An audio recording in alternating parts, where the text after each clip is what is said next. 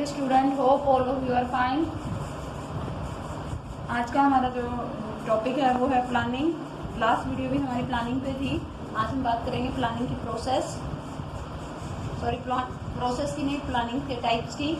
आगे देखिए, हमने आपको बताया था कि नियोजन प्रबंधन का प्रथम कार्य है और नियोजन की डेफिनेशन में बताया था क्या किया जाना है। इसका पूर्व निर्धारण ही क्या है, नियोजन। क्लियर। एक बिजनेस को स्टार्ट करने के लिए उसे काफ़ी प्रकार की टाइप्स की योजनाएं फॉलोअप करनी पड़ती है अपने बिजनेस को कंटिन्यू करने के लिए। लास्ट वीडियो में प्लानिंग का मीनिंग, लिमिटेशन, इम्पोर्टेंस करने के बाद हम करेंगे आज का हमारा topic types of planning. Types of planning में ये सीक्वेंस में आती हैं। बेसिकली हमारे पास 8 टाइप्स के प्लान है जिनके बारे में हम आज पढ़ेंगे। सबसे पहले जो प्लानिंग की आती है उसे कहते हैं ऑब्जेक्टिव, उद्देश्य वे अंतिम बिंदु है जिन्हें प्राप्त करने के लिए सभी क्रियाएं की जाती है। यानी कोई भी बिजनेसमैन जब अपना बिजनेस सेटअप करता है, सोचता है कुछ भी करने की, तो सबसे पहले उस उद्देश्य को पूरा करने के लिए होता है। हर किसी का कोई ना कोई टारगेट कहते हैं हम, उद्देश्य अवश्य ही होता है। जहाँ तक उद्देश्य हो सकते हैं, जैसे साबुन की बिक्री को 20,000 करोड़ के पार ले जाना, प्रत्येक वर्ष 100 लोगों को रोजगार देना, गुणवत्ता के कारण माल की वापसी यानी सेल्स रिटर्न, आपके जो वापस आ रहे हैं सामान कार्ड उसको कम से कम रखना आदि। ये किसी भी व्यक्ति, किसी भी संस्था के इस तरह के अपने क्या होते हैं, ऑब्जेक्टिव होते हैं जिनको प्राप्त करने के लिए वो सभी क्रियाएं करते हैं। यहाँ तक उद्देश्य है, जब आप कोई भी संस्था अपनी डिसाइड करती है तो उद्देश्य हमेशा ऐसे होने चाहिए जो सरल हो, स्पष्ट हो, क्लियरली पता चले कि ये उसका उद्देश्य मापने योग्य, जिन्हें मेजर किया जा सके, प्राप्त करने योग्य होने चाहिए। यानी ऐसा नहीं है कि प्राप्त करने योग्य का मीनिंग है कि ऐसा ऑब्जेक्टिव हमें निर्धारित करना है जिन्हें हम एक निर्धारित सीमा में प्राप्त कर सकें। जैसे कि ऐसा नहीं है कि 3 महीने में हमारी जो सेल है वो 2 गुना बढ़ जाएगी, 6 गुना बढ़ जाएगी। हमें एक छोटा टारगेट लेके चलना चाहिए, समय सीमा निर्धारित होनी चाहिए। तो उद्देश्य डिसाइड करते समय ये उद्देश्य हम कितने टाइम में प्राप्त कर लेंगे, 1 साल में, 2 साल में, 3 साल में, 6 महीने में हम प्राप्त कर लेंगे। इस तरह से हमारे उद्देश्य क्या होने चाहिए, स्पष्ट भी होने चाहिए। सेकेंड नंबर देखिए टाइप्स का, वो है मोर्चाबंदी। जैसे कि आपने पुराने ज़माने में जब राजा महाराजाओं का शासन होता था तो आक्रमण से बचने के लिए वो क्या करते थे, मोर्चाबंदी करते थे। तो स्ट्रेटेजी इसे इंग्लिश में कहा जाता है। तो ये भी बिजनेस वर्ल्ड में यूज की जाती है। आप सभी जानते हैं आज के टाइम में एक टफ कंपटीशन है। रोज़ मार्केट में नई टेक्निक्स आ रही हैं जिनका सामना करना पड़ता है एक बिजनेस को, अपने बिजनेस को बनाए रखने के लिए या सर्वाइव करने के लिए, लाभ कमाने के लिए। तो वे योजनाएं जो प्रतियोगियों की चाल को ध्यान में रखकर तैयार की जाती है। यानी आपका जो कंपटीटर, उनको ध्यान में रखकर आप जो अपनी तैयारियां करते हैं, क्लियर, उन्हें स्ट्रेटेजी यानी अब मार्केट में अपने आप को बनाए रखने के लिए, ताकि आपका कंपटीटर आपको पीछे ना छोड़ दे, उससे आगे आप निकले, उसके लिए जो आप स्ट्रेटेजी बनाते हैं, जो योजनाएं बनाते हैं, उन्हें मोर्चाबंदी के नाम से जाना जाता है। स्ट्रेटेजी का एक काम और होता है उद्देश्य उपलब्ध संसाधनों का अनुकूलतम उपयोग संभव बनाना। स्ट्रेटेजी का एक उद्देश्य यह है कि उपलब्ध संसाधन जो भी उसके पास, जो भी बिजनेसमैन के पास रिसोर्सेज हैं, उनको वो मैक्सिमम यूटिलाइज कर सके। ये जो स्ट्रेटेजी है ये 2 प्रकार की होती है, एक बाहरी मोर्चाबंदी और एक आंतरिक मोर्चाबंदी। तो बाहरी मोर्चाबंदी जब बाहर कंपटीटर को ध्यान में रख के बनाई जाएगी वो बाहरी मोर्चाबंदी, और आंतरिक मोर्चाबंदी जो अंदर एक संस्था के अंदर, जैसे हमारे स्कूल कैंपस के अंदर कोई प्रॉब्लम क्रिएट हो जाती है तो उसको सॉल्व करने के लिए सर जो भी प्लानिंग करेंगे वो आंतरिक मोर्चाबंदी के नाम से जानी जाती है। जैसे एग्जांपल ले तो ये कह रहे हैं, यदि किसी परिवर्तन संस्था के अंदर कोई समस्या उत्पन्न हो जाए तो उसके लिए जो तैयारी की जाएगी वो आंतरिक मोर्चाबंदी। जैसे कार्यालय में कंप्यूटर लगाना, क्लियर। नंबर 3 पर देखिए नीतियाँ, पॉलिसीज। नीतियाँ में सामान्य विवरण है जो निर्णय में कर्मचारियों के मार्गदर्शन हेतु बनाई जाती हैं। इनका उद्देश्य एक ऐसी सीमा निर्धारित करना है जिनके रहते हुए कोई भी कार्य किया जा सकता है, कोई निर्णय भी लिया जा सकता है। ये कह रहा है इसका अभिप्राय उन सामान्य विवरणों से जो निर्णय लेने में कर्मचारियों के मार्गदर्शन के लिए तैयार किए जाती हैं। नीतियाँ किसके लिए तैयार की जाती है, कर्मचारी निर्णय ले सकते हैं। उदाहरण के लिए विक्रय नीति, हमारी विक्रय नीति हो सकती है कि हम सिर्फ कैश सेल करेंगे, उधार नहीं बेचेंगे। मूल्य निर्धारित नीति हो सकती है हमारी कि हम डिस्काउंट देंगे या नहीं देंगे, डिस्काउंट देंगे तो कैश डिस्काउंट कितना देंगे, ट्रेड डिस्काउंट हमारा क्या होगा, क्लियर।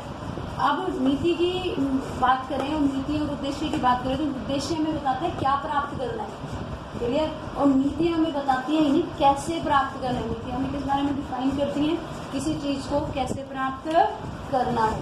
नीतियों का एक एग्जाम्पल हम यहाँ लेंगे तो ये हो सकता है, जैसे सेवी वर्गीय नीतियाँ जो ये बताती है, सेवी वर्गीय नीतियाँ जो बताती है कि 3 साल जब कर्मचारी को हमारे साथ काम करते हुए हो जाएंगे तब हम उसे क्या देंगे, प्रमोशन देंगे।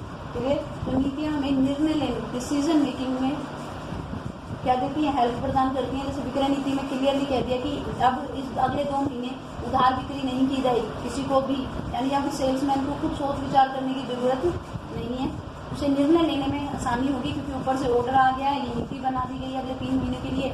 तो निर्णय लेने में वो सामने वाले को फटाफट निर्णय लेके कह देगा कि अब हमारी पॉलिसी नहीं है उधार बेचने की।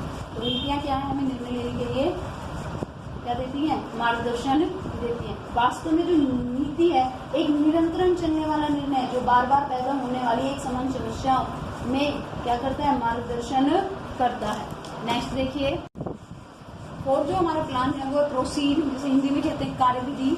इसका अभिप्राय इस योजना से है जो किसी काम को पूरा करने के लिए की जाने वाली विभिन्न क्रियाओं का क्रम निर्धारित करती है, यानी स्टेप बाय स्टेप जब हमें कहीं काम करने पड़ते हैं तो वो क्रम निर्धारित करती है। फॉर एग्जाम्पल, हमने पिछली नीतियों में बात की थी, सबकी संस्था की विक्रय नीति है कि वो अपने ग्राहकों को उधार भी उपलब्ध कराती है। थोड़ी देर के लिए मान लेते हैं संस्था की नीति है कि वो अपने ग्राहकों को उधार उपलब्ध कराती है। जैसा कि आप सभी जानते हैं, जब एक संस्था अपने क्लाइंट को उधार देती है तो जिनको उधार सामान बेचा है वो क्या बन जाते हैं, डेटर बन जाते हैं। क्या बन जाते हैं, डेटर बन जाते हैं।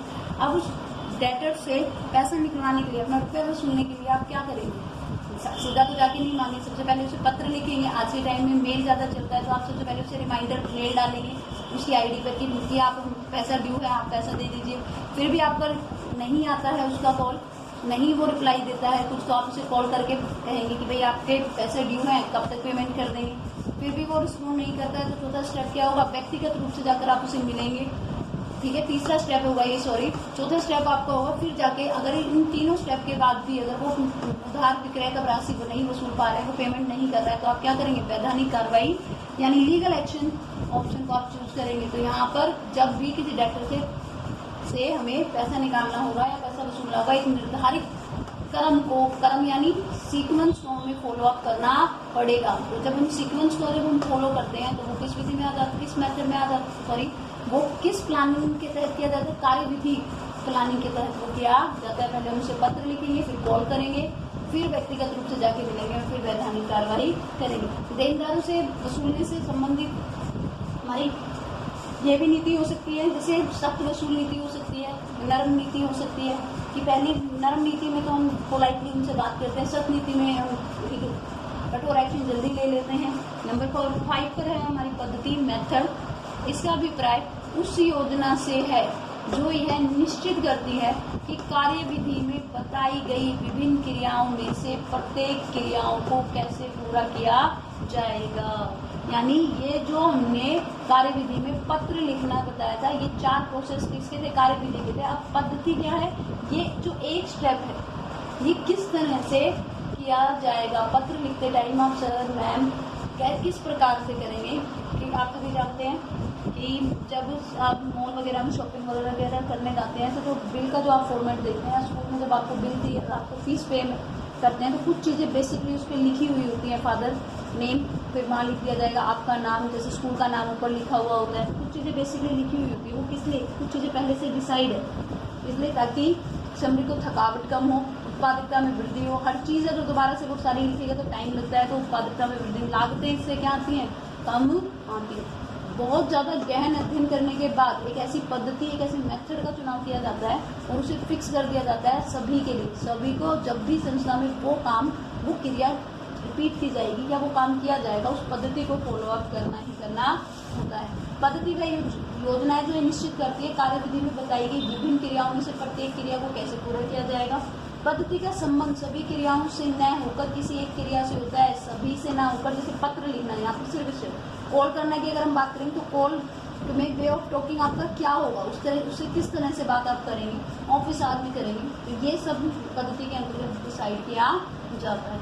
नंबर 5 पर है हमारा, नंबर 6 पे है नियम, रूल। जैसे रूल के बारे में तो आप सभी को मालूम ही है।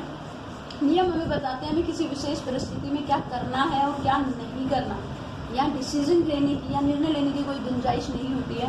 नियम को तो जैसा बना दिया जाता है हमें as it is follow up करना पड़ता है। नियम में जो बात कही गई है बिना किसी सोच विचार के उसके का पालन करना ही करना होगा। जैसे कारखाने में धूम्रपान का वर्जित होना, यह एक नियम है जो सभी पर लागू होता है और इसका पालन अवश्य में होना चाहिए। नियम का पालन न करने पर दंड की व्यवस्था भी की जा सकती है। यहाँ पर नीति और नियम में थोड़ा सा एक बार बता देते हैं। नियम केवल मार्गदर्शन करते हैं, जो निर्णय लेने में हमारी क्या करते हैं, हेल्प करते हैं। उधार बिक्री नहीं करनी है तो हेल्प करते हैं, ठीक है। जबकि नियम हमें ये बताते हैं कि हमें ये काम बिल्कुल भी नहीं करना। जैसे नियम बना दिया कि 10% डिस्काउंट दिया जाएगा, जैसे उधार विक्रय से 10 दिन में उधार वसूलने पर एक निश्चित दर से ब्याज लगेगा, ये एक नियम, क्लियर। और ये सभी ग्राहकों पर समान रूप से लागू होगा। आगे देखिए प्लान है हमारा, वो है बजट। बजट आप सबके लिए कोई नया शब्द नहीं है, आप लोगों ने पहले भी सुना होगा। तो जैसे हमारे महीने का बजट इतना है, हमारे महीने का खर्चा इतना है, तो ये बजट वर्ड है। एक संस्था में भी, एक दूसरी संस्था में भी हर डिपार्टमेंट के लिए एक बजट निर्धारित किया जाता है। इसका अभिप्राय भावी कार्रवाई की गणनात्मक विवेचना है, यानी जो आप काम करने वाले हो उसे आंकड़ों में जब आप रिप्रेजेंट कर देते हैं तो वो क्या बन जाता है, बजट बन जाता है, ठीक है। बजट इच्छित परिणामों के गणनात्मक विवरण होते हैं। बजट वह योजना है जो विभिन्न विभागों के निर्धारित उद्देश्य की प्राप्ति हेतु आवश्यक अनुमानित, यानी सेल्स डिपार्टमेंट्स को अगर ज़्यादा सेल करनी है तो उन्हें कितनी यूनिट सेल करनी है, प्रोडक्शन डिपार्टमेंट को 5000 यूनिट बनानी है तो उस 5000 यूनिट को बनाने के लिए कितना पैसा खर्च होगा, कितना रॉ मटेरियल लगेगा, एक रफली जो आइडिया वो लगाते हैं वो बजट के नाम से जाना जाता है। बजट में अनुमानित धन, सामग्री, समय तथा अन्य साधनों का ब्यौरा होता है। उदाहरण के लिए क्रय विभाग के बजट में इस बारे में अनुमानित आंकड़े दिए जाते हैं कि किस किस तरह का माल कितनी कितनी मात्रा में और कब कब खरीदा जाएगा और उस पर कितनी लागत आएगी। ठीक इसी प्रकार से अन्य जो एक संस्था के अन्य जो डिपार्टमेंट होते हैं, देखो HR डिपार्टमेंट हो, फाइनेंस डिपार्टमेंट हो, सभी के अपने अपने बजट प्रिपेयर किए जाते हैं। लास्ट देखिए कार्यक्रम, प्रोग्राम। इसका अभिप्राय उस योजना से है जिसके अंतर्गत अपेक्षाकृत बड़ी संगठनात्मक क्रियाओं को सम्मिलित किया जाता है और मुख्य पदों, उनके क्रम व समय तथा उत्तरदायी विभागों का उल्लेख किया जाता है। जैसे एक संस्था में बहुत सारे प्रोग्राम हो सकते हैं, जैसे उत्पादन कार्यक्रम के लिए अलग होगा, योजना बनाई जाएगी। ट्रेनिंग अगर वो अपने कर्मचारियों को देने लगेगी तो ट्रेनिंग प्रोग्राम अलग से होगा। सेल प्रमोशन प्रोग्राम अलग से होगा, किस प्रकार वो अपने विक्रय को, किस प्रकार वो अपनी विक्रय को बढ़ाएगी। इसलिए हम एक कार्यक्रम को हम एक उदाहरण द्वारा लेते हैं। मान लीजिए एक कंस्ट्रक्शन कंपनी है जो मॉल्स, हॉस्पिटल, रोड साइड वगैरह को बनाती है, तो जब उसे एक मॉल बनाने का नया ऑर्डर मिलता है तो वो उसके लिए क्या है, कार्यक्रम है। मॉल इसके लिए क्या है, कार्यक्रम। उस पर्टिकुलर मॉल के लिए जो भी वो प्लानिंग करेगी वो एक प्रोग्राम आ जाएगा कि मॉल प्रोग्राम है, ये इनका मॉल पर वो फोकस कर रहे हैं, क्लियर। इस चैप्टर में आपके ये चैप्टर आपका 6 मार्क्स का आ रहा है, जैसे कि हमने पिछली वीडियो में भी बताया था। इस चैप्टर में ज़्यादातर जो क्वेश्चन पूछे जाते हैं 2 मार्क्स में मीनिंग में ही पूछे जाते हैं। उसके जो इसमें कुछ डिफरेंस के क्वेश्चन है उन्हें भी जरूर याद करिएगा, आपकी बुक में मिल जाएंगे आपको। Thank you.